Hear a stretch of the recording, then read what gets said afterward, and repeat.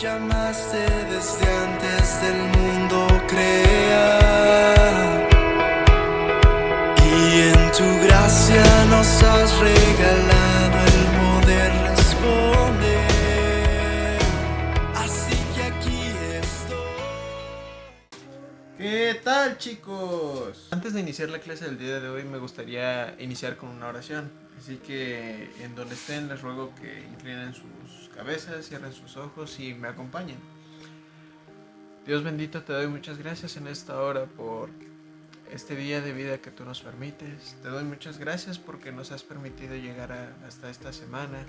Te ruego que seas tú con nosotros, que nos ayudes a poder entender tu palabra del día de hoy. Te ruego, mi Señor, que por favor abras nuestro entendimiento y que el tema del día de hoy, Señor, no solamente sea conocimiento adquirido, sino que también nos ayudes a que nosotros podamos empezar a hacer también lo que decimos ser. Padre bendito, ayúdanos a aplicar todo lo que aprendemos. Te doy gracias por la vida de cada persona que está viendo este video, Señor.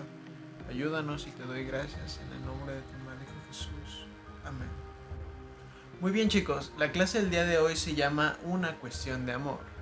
Cuando estaba viendo qué clase les iba a dar el día de hoy y todo lo que iba a tratar el tema, estuve buscando en Google muchos ejemplos de buenos samaritanos. Ya se imaginan por dónde es que va la cosa. Y pues bueno, yo al buscar esto encontré muchos resultados. De hecho, me salieron muchos ejemplos, muchos accidentes y muchas personas que se vieron envueltas ayudando a este tipo de personas.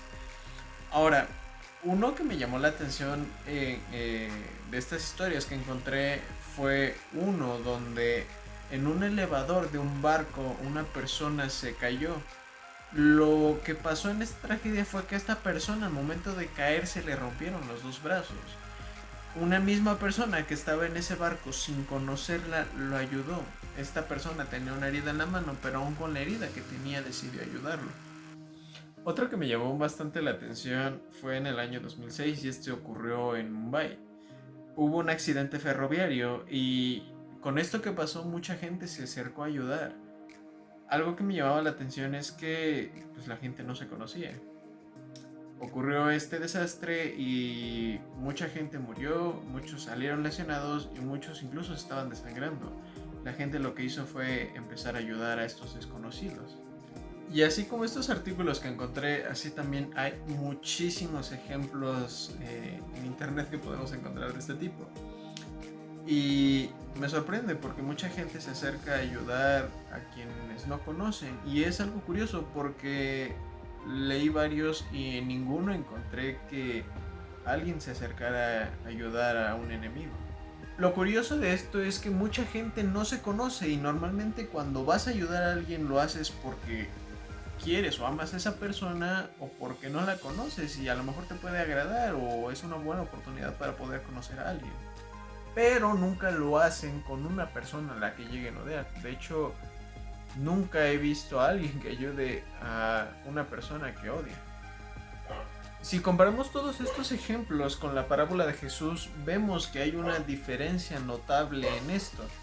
En este caso, la gran mayoría de la gente, si viera a uno de sus enemigos sufrir, creo que lo más probable es que lo que haría sería disfrutar el momento. La persona disfrutaría ver a su enemigo tirado, verlo sufriendo, verlo en una situación que no sea nada agradable o cómoda. Pero, ¿de verdad ayudar a un enemigo? Es una pregunta en la que debemos meditar mucho.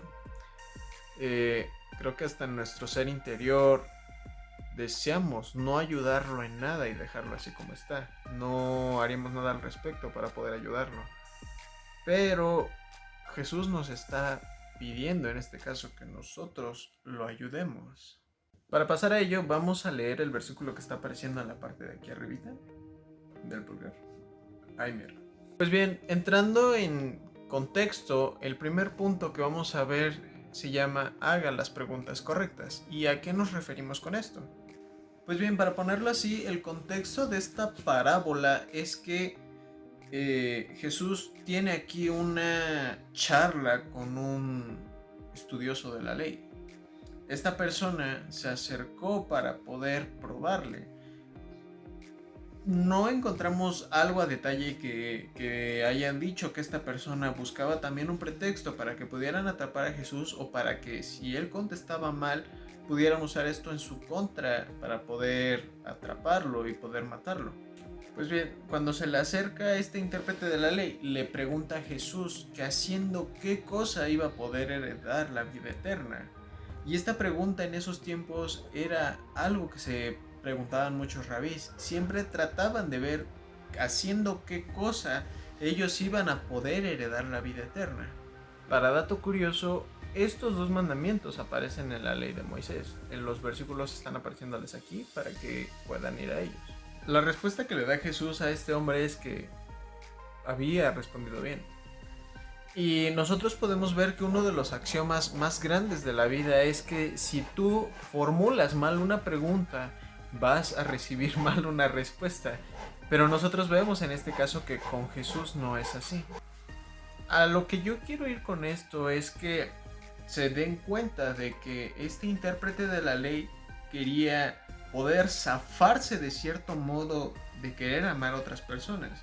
Así como tú y como yo, nosotros no queremos a todo el mundo, a pesar de que Jesús nos ordena que lo hagamos.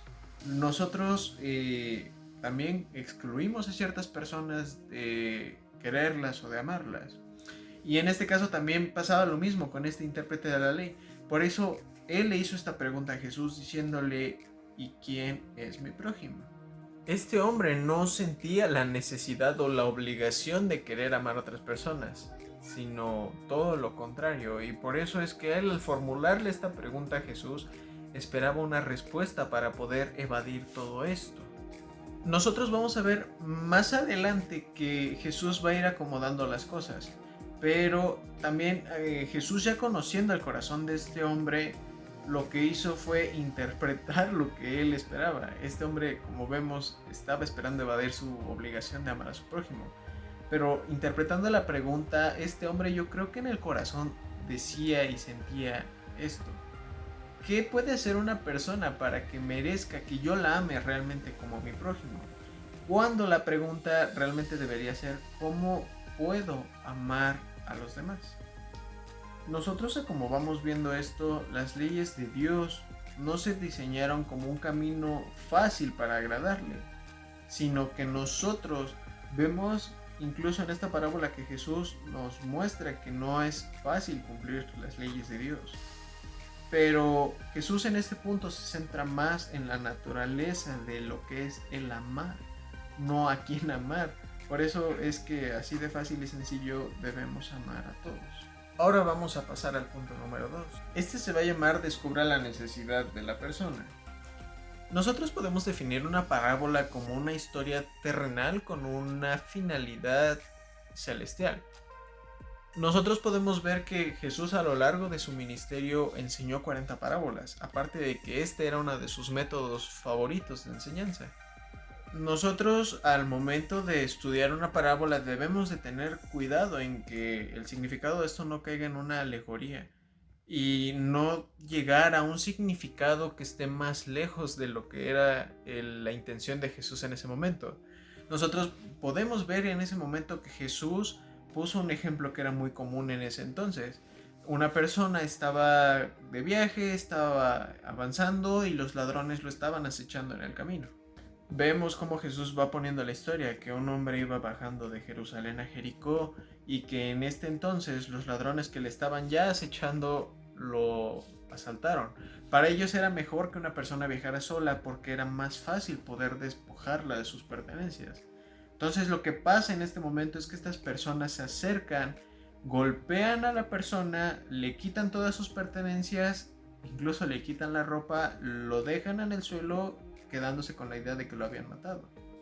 Incluso podemos ver un poco más que para dramatizar la historia, Jesús pone a dos personas que pasan por el camino. El primero es un sacerdote y lo que hace cuando ve a este hombre tirado es pasarse del otro lado de la calle, por así decirlo. O sea, si nosotros lo ponemos en un ejemplo de hoy en día, si encontramos a un borracho tirado el día de hoy en una banqueta, muchos lo que hacen es pasarse al otro lado de la banqueta y seguir con su camino. Bueno, lo que hizo este sacerdote fue lo mismo. Y al poco de otro rato pasó también un levita, vio a este hombre y lo que hizo fue seguir su camino. Hizo como que no había nada ahí y se siguió hasta llegar a su destino. Jesús pone este ejemplo porque el pueblo judío sentía mucha estima por los levitas y por los sacerdotes. Seguramente en ese momento la gente se quedó pasmada por las palabras de Jesús al decir que ninguno de estos dos hombres ayudó a este que estaba tirado en el suelo.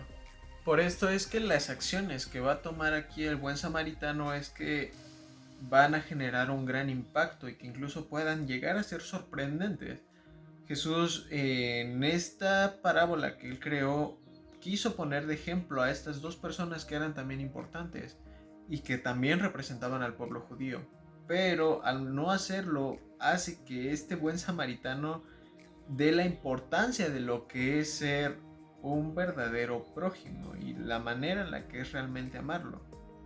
De hecho, Jesús en lo que hace en esta historia es poner a estas dos personas sin sentimiento alguno y ponerlas como personas que se van de largo por lo mismo, para que este samaritano generara el impacto que debía generar en estas personas al momento de que escucharan esta parábola. Ahora el punto 3 se llama responde como Dios desea. Muy seguramente las personas que escuchaban a Jesús debieron haberse quedado atónitas con lo que él decía. Lo más seguro es que las personas esperaban que en este momento hubiera un héroe, pero lo que menos iban a esperar es que un samaritano ayudara a un judío. La relación entre ellos era no muy animosa. En este caso, si lo podemos definir mejor, es que eran antipáticos, no habían como ciertos sentimientos de los unos hacia los otros. Entonces, al momento de que el samaritano encuentra a este judío tirado en el suelo y se movió a misericordia para ayudarle, la gente debió sorprenderse aún más. Ahora, para entrar un poco más en contexto de por qué es que incluso llegaba a haber cierto odio entre judíos y samaritanos, bueno, pues un poco de historia aquí nos va a ayudar. Los samaritanos eran descendientes de los judíos. ¿Qué es lo que aquí había pasado? Durante el exilio, este grupo se había apartado y se había casado con personas de otras nacionalidades. Y ellos se habían establecido entre el pueblo de Galilea y de Judea, en un territorio llamado Samaria. Aquí el caso de lo que había pasado por la mezcla que había, los judíos llamaban a los samaritanos mestizos, mientras ellos se consideraban el verdadero pueblo escogido por Dios. De hecho, ellos solamente aceptaban el Pentateuco de Moisés como su ley, incluso tenían su propia versión en hebreo. Ahora, para ver un poco más el porqué del problema que había, bueno, tenía que ver con en dónde iban a construir el templo de Dios. Los judíos habían tomado la decisión de que sería en el monte de Sión, en Jerusalén, pero los samaritanos decían que iba a ser en Gerizim, en el pueblo de Siquem. Ellos, para poder levantar el templo, habían tomado decisiones. Por ejemplo, el pueblo judío lo había sacado de que en Sión es donde a Moisés le habían dado los 10 mandamientos. Y los samaritanos habían escogido Siquem porque tanto Abraham como Jacob habían adorado a Dios ahí. Entonces nosotros vemos que por este conflicto que había en donde construir el templo de Dios, veíamos que había cierta disputa entre los judíos y los samaritanos. A final de cuentas, el pueblo de los samaritanos decidieron construir el templo en el año 330 a.C. Pero para ese entonces el líder judío Juan Hircano decidió destruirlo en el 128 a.C. El templo de los samaritanos estuvo en pie más de 200 años, y para cuando Jesús ya había llegado ya habían pasado alrededor de 160 años de su destrucción. Y por esto que ocurrió es que había cierto odio entre los samaritanos y los judíos. De hecho, nosotros podemos encontrar parte de esto en la Biblia, que los samaritanos y judíos no estaban dispuestos a pasar entre sus tierras para ir a otro pueblo. Lo que ellos preferían normalmente era rodear. Por ejemplo, cuando los judíos tenían que ir hacia Jericó, lo que hacían era rodear Samaria en lugar de pasar por la ciudad. Ahora, lo que nosotros podemos ver en esto es que también en Juan 4:4 menciona que ni siquiera estaban dispuestos a compartir el alimento. Como lo interpretaron es que no tomaban esa decisión de querer compartir juntos algo. Por eso se pone como una interpretación de querer juntar platos a lo que lleva el no compartir la comida. Con lo que Jesús nos muestra aquí que este hombre había sido movido a misericordia, y con lo que ya vimos que eran enemigos naturales, fue sorprendente, muy seguramente, para estas personas que estaban escuchando esto. Nosotros vemos que lo primero que hizo el samaritano fue revisarlo, atenderlo y tomó los primeros auxilios, que la medicina en este entonces, el primer siglo, era el aceite y el vino. Curó las heridas de este hombre con aceite, con vino, lo vendó e incluso lo llevó a su casa. Esta persona, al momento de llevarlo, se encontró con el portero y le dio 2 monedas de plata y le dijo que lo atendiera, que lo cuidara y que si gastaba más dinero que él, a su regreso le pagaría. Ahora, para que puedan entender un poco más, 2 monedas de plata era el sueldo que tenían los samaritanos por 2 días de trabajo. O sea, no solamente le curó las heridas a este judío el samaritano, sino lo que hizo fue gastar 2 días de su sueldo de trabajo para poder cuidarlo, alimentarlo y tenerlo hasta que se recuperara. O sea, no solamente fue un voy a ver que estés bien y ya. Si lo ponemos en un ejemplo, como hoy en día, muchas personas que dicen ayudarte solamente dicen, voy a orar por ti y espero que te recuperes. Cuando vemos que las intenciones están más en el ayudar que en lo que dices que vas a hacer. Imagínense la cara de sorpresa que pusieron las personas al escuchar todo esto. Vamos a poner un ejemplo. Hay mucho racismo hoy en día entre blancos y negros. Imagínense que algo así pasara el día de hoy, que ya sea en el caso de un blanco que esté lastimado, que esté malherido y una persona de color negro se acerque para ayudarla, o que sea un negro el que está tirado en el piso y que llegue una persona blanca a querer ayudarlo. O sea, eso que pudo haber provocado mucha admiración en ese entonces, si lo ponemos con lo que está ocurriendo el día de hoy, que también se está hablando mucho de racismo, también sería algo que verdaderamente sorprendería. Vemos que a lo que Jesús se refería con todo lo que planteó es que si puedes amar a un judío siendo samaritano y viceversa, entonces todos son tus prójimos. Eso lo que Jesús nos está enseñando en esta lección es que nosotros hagamos lo mismo, así como se lo dijo a ese hombre. Este hombre esperaba zafarse y esperar una respuesta que le dijera solamente quienes te tratan bien pueden ser amados por ti. Jesús le dijo, ve y haz tú lo mismo, refiriéndose con todo lo que había hecho este samaritano. Jesús nos enseña que nosotros no podemos despreciar a una persona, nosotros debemos tener misericordia de todos, sin importar su género, sin importar su color de piel, sin importar si esta persona es rica o pobre, si esta persona incluso puede ser un enemigo de religión o de cultura, como lo suelen pintar muchas veces. Jesús nos está llamando a que amemos a todos y que todos son nuestros prójimos. Por eso es que pone que amemos a nuestros prójimos como a nosotros mismos. Vemos el ejemplo de este buen samaritano que tuvo que gastar su sueldo de 2 días para curar a este hombre. Y este samaritano lo hizo como hubiera sido con él. Si él hubiera sido el enfermo, teniendo el dinero, hubiera gastado en sí mismo para recuperarse. Y así como lo hubiera hecho consigo mismo, también lo hizo con esta persona. Por eso es que Jesús nos llama a que nosotros amemos, aunque las personas no nos amen o aunque las personas odien a Dios.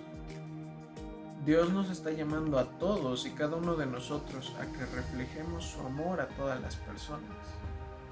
Para muchos de ustedes que han estudiado de historia, saben que antes de que ocurriera la Segunda Guerra Mundial, alrededor del año 1942 ya empezaban con lo que era el tener a personas por encima, a ciertas personas arriba de otras, y esto era con sus características, tono de piel, facciones. O sea, trataban de poner a ciertas personas por perfectas por encima de otras personas. Y esto veíamos que pasaba mucho con los nazis. Bueno, si se los puedo poner así, digamos que en el año 1942 había una persona que se llamaba Joseph.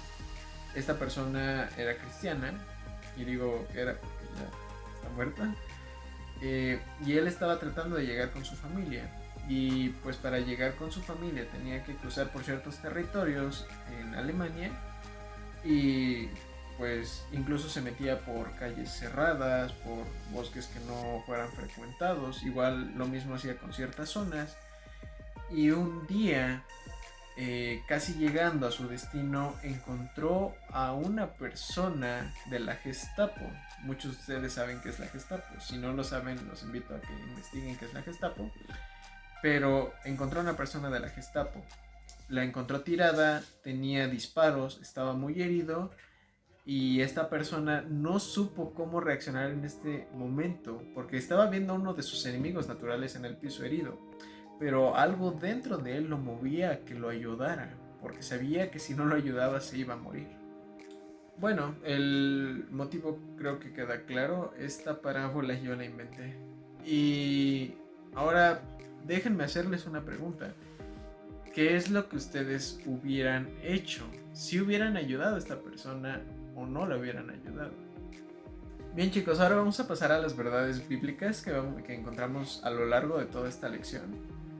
Y vamos a la número 1. La primera es que nosotros debemos buscar siempre en las escrituras lo que Dios quiere que nosotros hagamos. Número 2 es que incluso hoy en día Jesús pide que amemos a Dios más que a nadie, que lo pongamos en primer lugar, pero eso no excluye que amemos más a Dios sin que también no mostremos su amor a otras personas.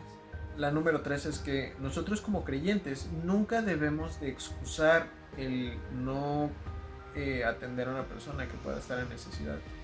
El número 4 es que nosotros podemos ver y darnos cuenta que muchos líderes religiosos no pueden vivir incluso a la pauta de lo que es más básico, el amar al prójimo.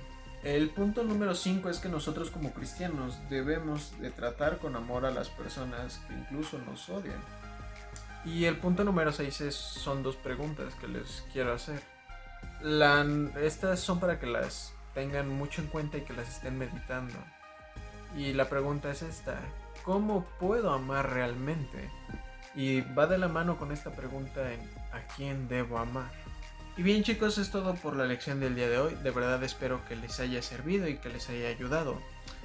Recuerden que es muy importante que no solamente tengamos conocimiento que se esté acumulando, sino que también empecemos a aplicar lo que estamos aprendiendo. Si Dios nos está llamando en su palabra que hagamos algo, hay que hacerlo por obediencia y por amor a Él. Porque también sabemos que si hacemos lo que Él nos manda, le estamos agradando. El propósito de nuestras vidas es agradar y glorificar a Dios. Así que en donde están les ruego que inclinen sus rostros, cierren sus ojos y me acompañen a cerrar esta clase con oración. Mi Señor, te doy muchas gracias porque tú has sido bueno con nosotros. Te doy muchas gracias por lo que hablas a nuestras vidas. Yo te ruego, mi Señor, que seas con nosotros y que nos ayudes a poder ejercer lo que estamos aprendiendo de ti. Gracias, Señor, porque siempre tienes algo que estarnos enseñando. Ayúdanos a recordar siempre también lo que ya nos has enseñado, Señor. Que nunca se nos olvide que si vivimos es por ti, Señor, por gracia y misericordia. Te ruego que nos ayudes, Señor, a mostrar amor a todo mundo, porque tú así lo has ordenado. Gracias te doy, mi Señor, por la vida de cada persona que está viendo este video. Te ruego que nos ayudes, Señor. Ayúdanos a que en la semana podamos ejercer esto. Muchas gracias, mi Dios, en el nombre de tu amado Hijo Jesús. Amén.